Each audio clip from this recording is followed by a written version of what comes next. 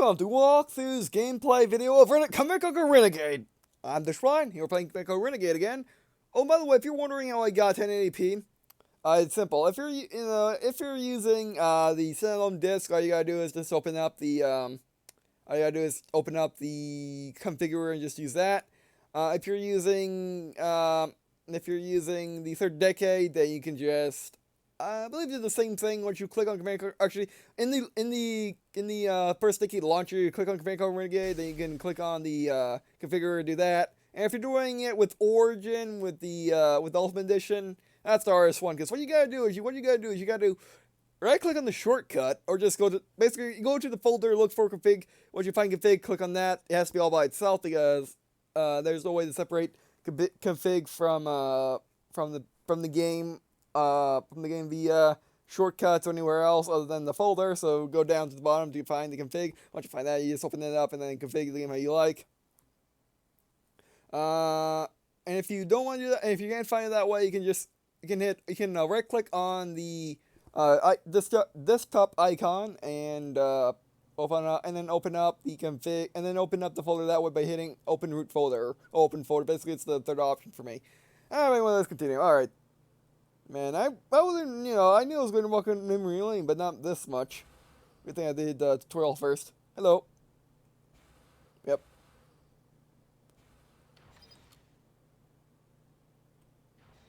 And UTI soldiers. Oh, by the way, I mean another thing that's slightly different in Command Conquer Renegade than it is in Command Conquer. One is the fact that the Nod tank is no different than the GDI King in Command Conquer 1. Most units aren't, which I'll explain that in a second. This is the weapons factory. Head inside and Hotwire will continue your instruction. Don't wait up for me. Wish I didn't have to, sir. Alright, let's do this. As you can see, oh, by the way, these are terminals. Not only do they tell you the condition of the building, but you can also right-click. You can also hit enter on them in multiplayer, and then they open up a menu where you can do stuff, like buy stuff and restock. Hello. Pleasure to work with you again, Havoc. This is the weapons factory. The weapons factory controls vehicle production at your base. Nod uses a different approach. They rely on airstrips instead of weapons factories. When you see an empty vehicle on the battlefield, climb inside and use it to your advantage. Head outside and approach the Humvee. My favorite part of the tutorial. Let's just look at the building. Oh, by the way, you can get it. You can go in there. The course, you need to reach all 4 checkpoints before I can pass you. You mean the blue stars on my radar? Sorry, Teach. I'll try it again. I was going that way, but while facing the door of the vehicle, press the action key. Yeah, you don't need to do that. The first person in the vehicle is the driver. Next is the gunner. Others are passengers if the vehicle carries other personnel. If you are the only person in the vehicle, you are simultaneously driving and gunning. Aim the machine gun with the targeting reticle and drive with the movement keys. Press forward to accelerate and backward to brake or reverse. Take the hump. Yeah. Oh, wait, the Humvee and both the Humvee and the stars on your radar. Drive to each objective point before parking the vehicle. Come back inside the factory and we'll continue. Oh, sorry. I went the wrong way. I swear it's that way. I always go that way. Let's try that again. You didn't finish the course. You need to reach all 4 checkpoints before I can pass you. You mean the blue stars on my radar? Sorry, Teach. I'll try it again. I swear it was to the left. I'll let me get the dialogue back at least. Yeah, entering these vehicles is not like Halo. It doesn't matter. I swear it was to the left. Oh well. Oh wait, is it to the right? And I just didn't go to that point. I think I just didn't go to that point. Let's fix this.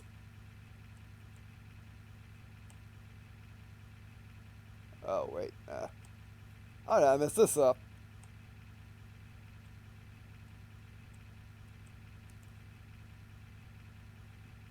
Where are the rest? I mean, it's just along this road. I mean, at least I thought it was. Like all the hundreds of hours I logged in the dumb tutorial, or in the smart tutorial, the base smart tutorial.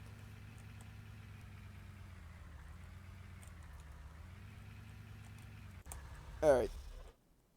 Now let's try that again.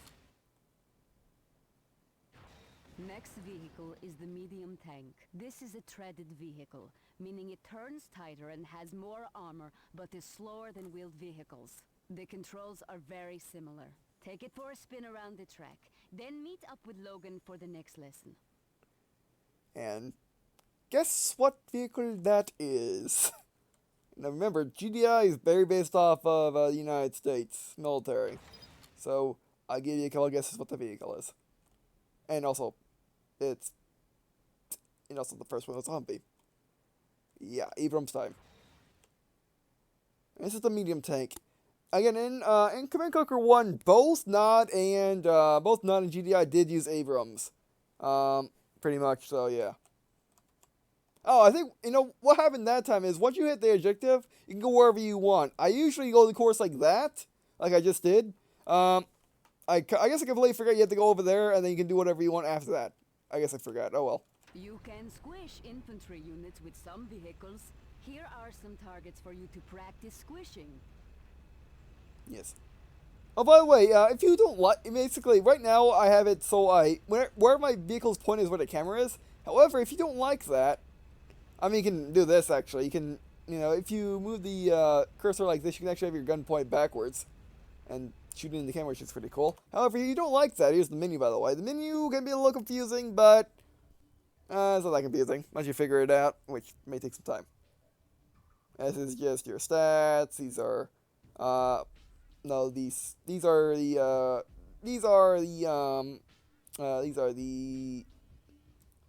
all this is basically your log of stuff that you found. That's a GDI soldier.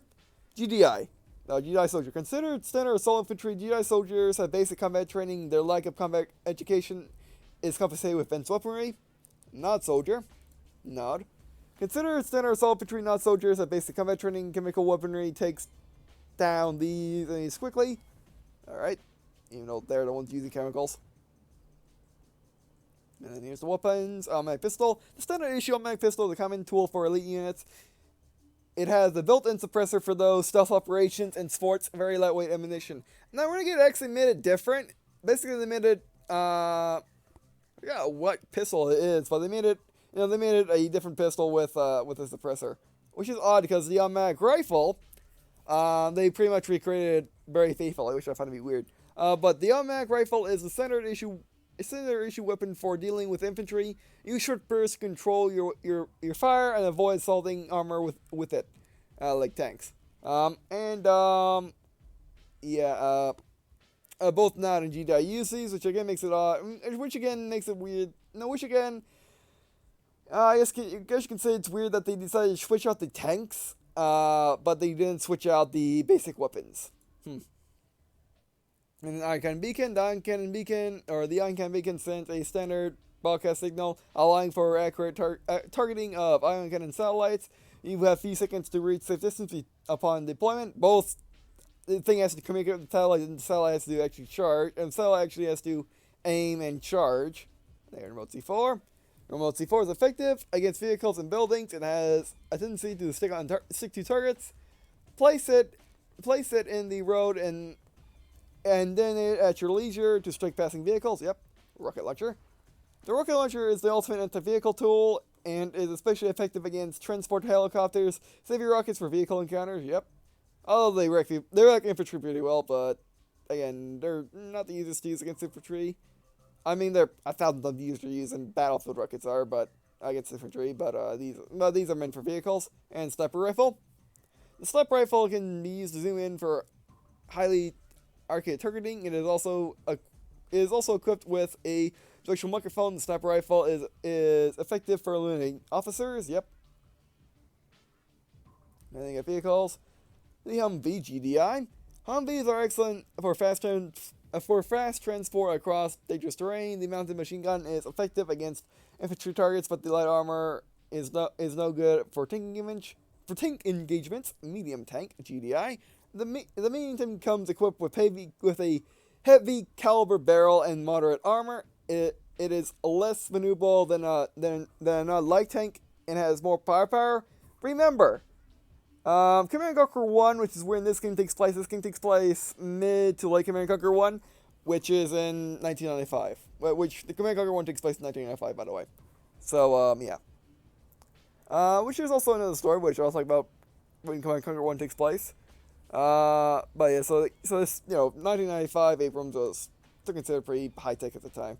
Now people consider it people now consider Abrams as a little fashioned, a little old, especially compared to the newer variants of the Leopard 2, because the Abrams just gets upgraded. It doesn't actually, they don't actually make a new tank when they want to make a new Abrams. Like the M1A2 and the M1A3 are both just retrofits of the Abrams. M1 and M1A1.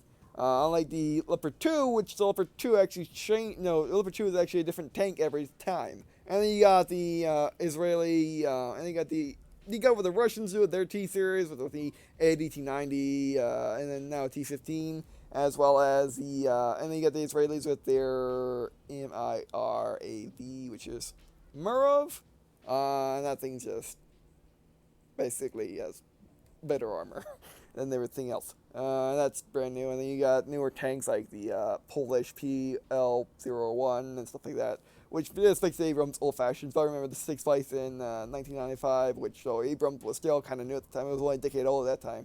Alright, by the way, light tank, nod. A smaller, more movable assault tank. The light tank is also cheaper to build. Unfortunately, it sacrifices results in lack of firepower. Keep moving and use rockets to eliminate it. Yep. Nod buggy. Nod. Fast and very maneuverable. The buggy is a nod recon unit outfitted with a machine gun mount. It is the bane of infantry, but must keep moving to avoid direct fire. And then we got nothing for buildings. Now, like what I was saying, go in options, and if you want to change that, if you got distracted, here are the controls. Dimension greater. Where they put it? Yes, you. Lock camera to turret. This is your standard modern day controls and what you use in Halo 1 as well. By the way, you can actually save different control schemes, which is pretty cool. We can do that. Then we can just there. 999. Save. There we go. You can make as many control schemes as you want. Alright. Oh, and also what makes this game cool, and why I don't, and why, and I wonder why. I still wonder why games don't make, games with cutscenes don't make it where you get movies. See, we go here and see the introduction. Of course, I haven't actually played this version all that much. I only played it like once. I only played it once just to get everything set up for recording. Or I played it once just to play it back once I played Command Conquer Renegade, or Renegade X, I mean. Once I played that, then, I want to play the original just to see what it's like, and basically prep myself to record it. And now I'm ready to record. Everybody here's an introduction, you just play movie and you're good. I wish all games had this. I never quite understood why games with cutscenes don't always have this. I mean, some games do these days, especially if they did them especially if they're older game series that always had cutscenes in the menus, but not always. And as you can see, now we can move the turret and move the vehicle separately, which is very interesting, and how things are now. Yeah, okay, this is it. I always go left here. I don't think it matters this time. And by the way, if you ever wondered why I got squished from, squish. There you go. This is the game I got squished from. This is the game. And then gun. Yep.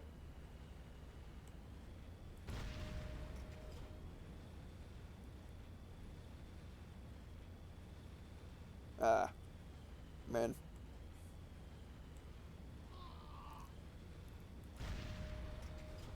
Oh, you live from that. I don't think you would live past that. Alright, we're good. Let's get back inside. I hope I did this time. I didn't miss one. I missed one. I saw it on my arm. So yeah, saw it on the EVA. What are these things called? I forgot. Oh, by the way, also like they were talking about earlier, this is where I got radar from, and why whenever I'm playing Halo, I say radar. How did I miss this? Good thing I didn't fail. There we go. Well, and that's why when I play Halo, I always say radar, and anything that like that thing on the bottom left is and that anything like that anything that's like that thing in the bottom left, I call a radar because of this game. Pretty much.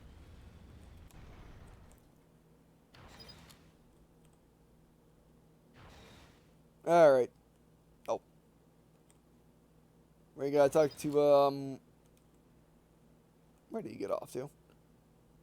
Fine. Can you get the thing? Yes, I can.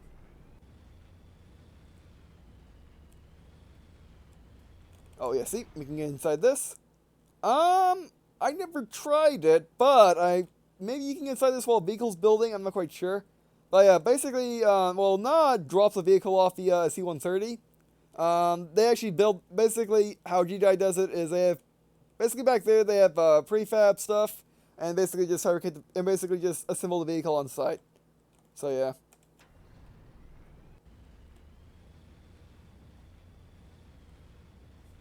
You gotta get to the refinery. Hopefully they explain Tiberium a little bit. Don't know why I went to the power plant first, or I can go to the power plant first, so it's just on the way. Alright, we're good.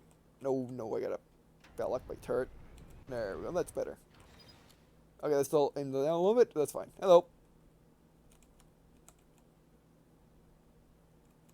Alright, we're good. This is the Tiberium refinery. Dr. Mobius will explain its operation inside. Come back when you're done. Yes, Dr. Mobius is very important. Actually, Havoc and Mobius are the most important characters here. Or not most important, but most recurring. Because both Havoc and Mobius, they come back a whole lot in the Tiberium series. Hello. Welcome. I am Dr. Ignacio Mobius. This is the Tiberium refinery, a processing center for Tiberium harvests. All base operations and production rely upon the harvesting of Tiberium. Simply put, Tiberium is the primary source of income for your base. The same is true for Nod. Tiberium itself is still a mystery I have yet to solve, but we do know it collects valuable minerals from the surrounding area. Suffice to say, Tiberium is valuable. The important thing to know is it is also harmful to human tissue. Stay away from it or expect damage. Go outside and meet with the officer. He will continue your tour of the facilities. Yep, and the sneaking weapon in here, and let's confiscate it. There we go. Oh, I got two of these things. Thank you, Mr. Mobius. We're going to need these later. I don't know if we're going to need these later. I know exactly why. I know exactly if we're going to need this later. Whether I'm being sarcastic or not is what we're going to find out for sure. If I'm being sarcastic, if I'm saying that. Our next stop is the power plant. Follow me. All right, here we go. They took 50. I'm sorry. That's fine. Not a medium tank. I guess I didn't need to explain. Tiberium last gameplay, last video. So oh well. This is the power plant. Head inside for the briefing. Meet me here when you're done. But it fell in that. It fell right in that conversation. So yeah. And the assault rifles. Oh, full A. That's fine. Yeah, you can. You can't. You can't carry. You can't carry infinity ammo. You can't just keep picking up ammo. You can only have so much. Like for the assault rifle, it's 400. That maxes out. Oh, by the way, this game doesn't use magazines like most old games actually do. This elevator. This thing doesn't use. This game doesn't use magazines like most old games do. But magazines, I mean, you fire a bullet, reload, you lose all the bullets in that magazine. In this game, it's the modern version where you have your ammo count of what ammo is in your magazine, and you have your spare count. And the spare count is just how many magazines you have, but but it's how much ammo you have in total. See, I fired one bullet, and it only took one bullet out of my, and it only took one round out of my spare count. So, I didn't use my entire magazine, which is 100, which is a great thing. Yeah, so this is one of those more modern games. Like, again, 2002 is more modern than you think. My name is Elena Petrova. This is not my normal field of work, so I'm going to make this quick. This is the power plant. It supplies power to other buildings. Destroying a power plant will shut down other structures. Watch what happens when the power plant is disabled. Some of the affected buildings will have slower operation and production. Others shut off entirely. Keep in mind, not every building requires power to function. We are finished. Meet up with your guide outside. Alright? They just got you there because, well, you were the closest fit. I feel sorry for you. Alright. Alright, Logan. Nope. That's it. My job's done, sir. Yep. And that took almost 30 minutes, so that's fine. Or... Captain Parker, I'm Lieutenant Moss. To show the effects of building destruction, let's start a simulated nod assault. Alright.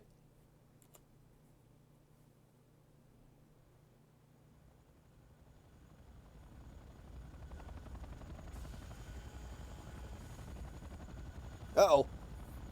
Yes, Nod uses Chinooks, or things that look like Chinooks. Let's continue. Destroying a building from the exterior is difficult, especially when the building is under repair. Notice the GDI engineer working on the master control terminal inside. Master what?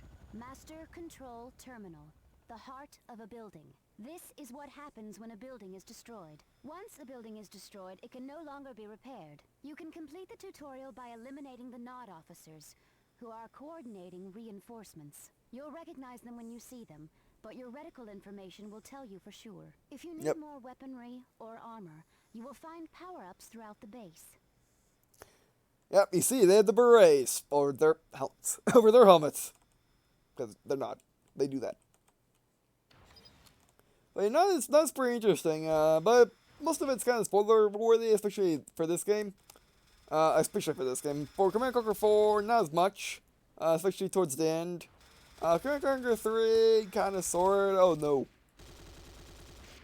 That was easy. Who pressed the easy button up in here? My bad, yeah. I always say about this mission, because it always felt like it's a... it's not right when the game just cuts and you win. I never, I know as a kid, I never really kind of figured out that was me winning. Even now, I don't think that was me winning. I think that was the game bugging out. But no, that's not game bugging out. That is winning. So yeah, and actually now that I played this tutorial again, I'm glad that I did it before the multiplayer practice, because it explains the story and it explains multiplayer very well, which is a great thing.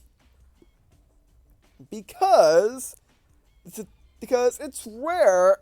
Actually, now that I think about it, I think this is really the only game I know of where a tutorial both explains multiplayer and single player at the same time very well. Instead of being in the multiplayer, okay, maybe it isn't multiplayer. I mean, maybe it isn't single player. If you never look at this option, you never find it. But unlike most games nowadays, we'll just say most games, where they have tutorials as part of the campaign. So if you never play, if you only play multiplayer and never touch the single player campaign at all, you'll never get a tutorial. There are some games that do tutorials for multiplayer and campaigns separately, which is fine. And there's games that are like this, where I have a tutorial, separate from the single player campaign, but it still either does one or. However, this game is special because the tutorial is very good. There's story in it. It introduces you to the characters. It introduces the characters and introduces you to the world, and introduces you to the controls, how you play with different things, how you explore base, and more importantly, teaches you the very basics, or it teaches you how the game works, in a very effective manner. Unlike most tutorials where they basically teach you either the basics or how they work, most games have tutorials where the first couple tutorials tell you the basics, next couple tell you how that section of the game works, either single player or multiplayer, or and then they tell you the more advanced stuff, but they might not tell you everything. This tutorial pretty much teaches you everything.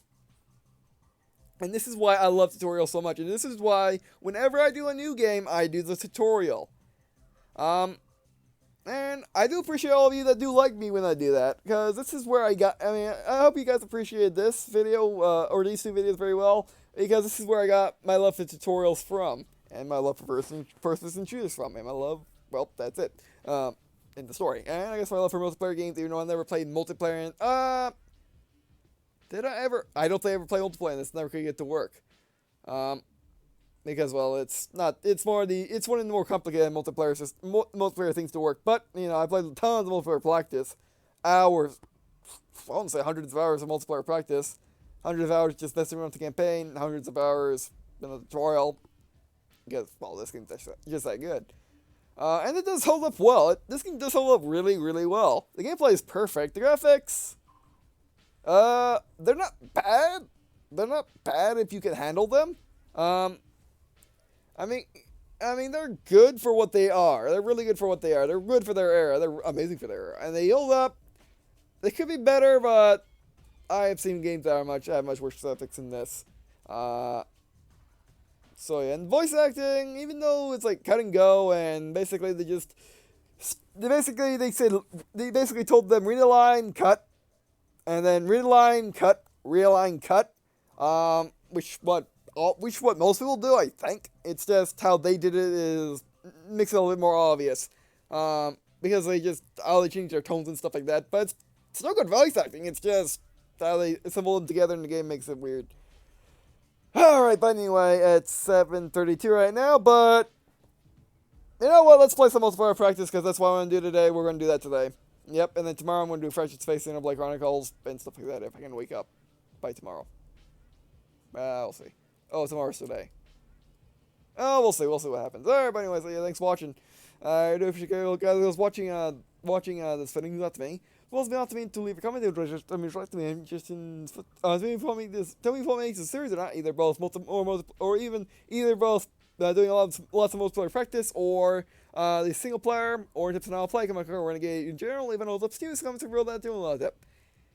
And I hope you guys are enjoying my video overload I'm doing for New Year's Day. Because you know what, I did video overload for Christmas Day, so I might as well do it.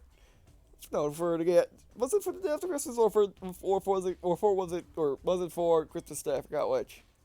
But yeah, I guess that's what I can do for holidays now, because let's be honest, no one really watch my holiday special. So until I get bigger, until I get people that just watch everything I do, lots of people that watch everything I do, then I'll just treat you to just having tons of stuff a day.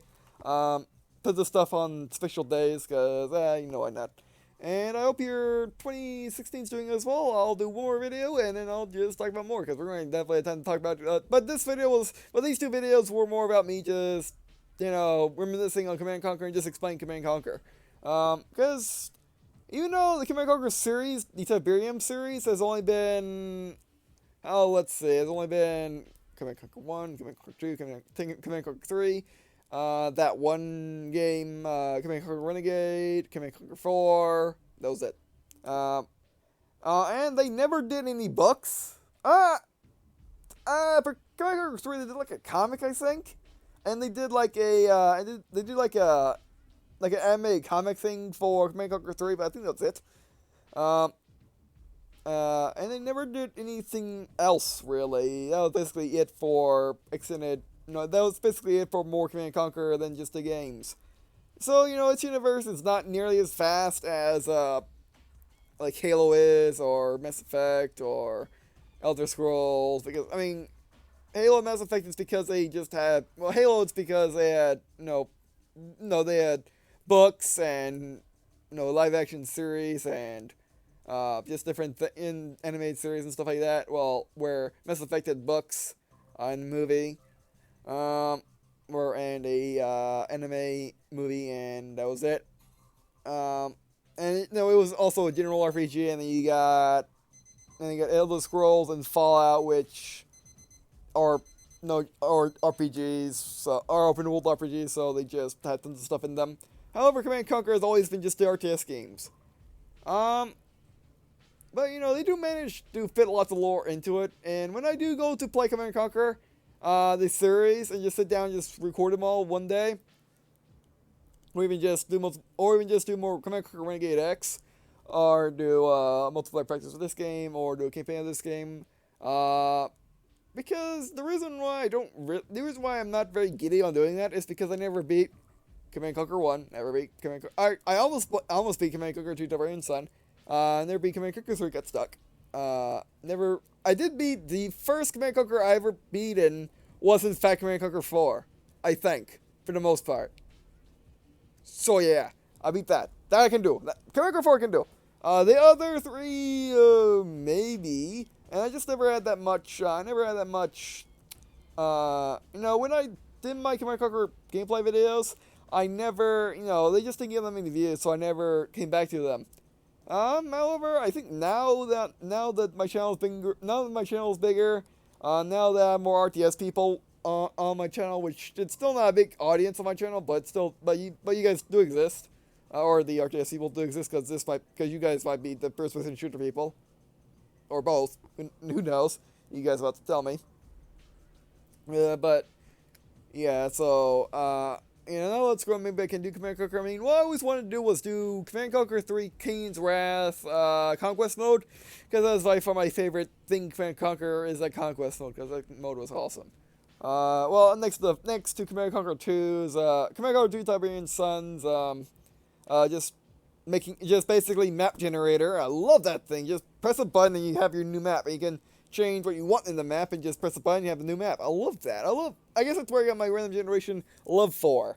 But yeah, I love that. But that's insanely hard to do right nowadays. So that just never happened again. But yeah, that was fun. But anyway, so I might do those in the future. Who knows? We'll see. I might do another Command Conquer 3 video just to see if people want to see Command Conquer 3. If they do, I'll do Command Conquer 3 King's Wrath Conquest when I have time again. Alright, but anyway, so that'll be it for this video, and also appreciating tips on how to play Command Conquer Renegade in general, plus tips to do is comments about review of the general tip, and I guess see you in a second.